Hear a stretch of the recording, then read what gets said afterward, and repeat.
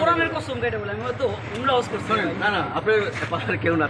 এত ওই আমি শুধু ভয় পেয়েছিলাম ওয়াইফটা 6 মাসে প্রেগন্যান্ট এটা কি ভাড়া বাসা নাকি আপনাদের ভাই? না না না না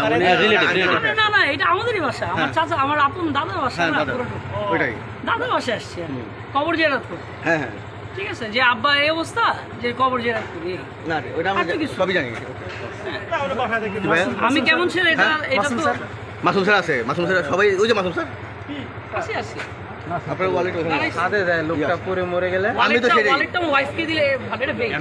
চিন্তা করুন এটা বেক একটা সানসেটে গিয়ে এটা আমার ওয়াইফকে দিত স্যার এটাও ধরেন স্যার আপনার ভাই আমার বেক এটা ওয়ালেট আর আমার বেকটা প্লিজ হ্যাঁ দিয়ে দেবো দিয়ে দেবো আপনার ভাই দিয়ে দেবো এটা নাও তোরা আগে দেখছো ভাইয়া এদিকে আসো কে আছে নিয়ে যাক এই পার এটা নাও এদিকে আসো বুঝাই দিতে যথেষ্ট ভিডিও সব বুঝাই দেবেন এই স্যার এটা উল্টা দেন আমি সুন্দর করে বলতেছি আমি বিদায় নিয়ে যাই না স্যার একটু হ্যারিজ হয়ে গেছে আপনি তো বুঝেন এগুলো আমি ডিবিতে যাচ্ছি না আমরা কোথায় যাচ্ছি ডিবিতে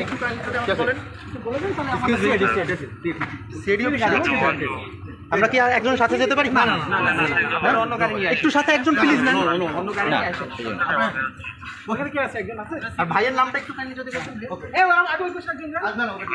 ভাইয়ের নামটা একটু যদি কাইন্ডলি বলতে ভাই আমার কথা একটু কাইন্ডলি আমাকে বলতে এই মামুন স্যার ঢুকুন দেখি আপনারা করে কোন দিকে আমি আপনাদের সাথে আমার আপনাদের সাথে আমি অফিসের সামনে যাই আমি চলে যাই প্লিজ এটা আমার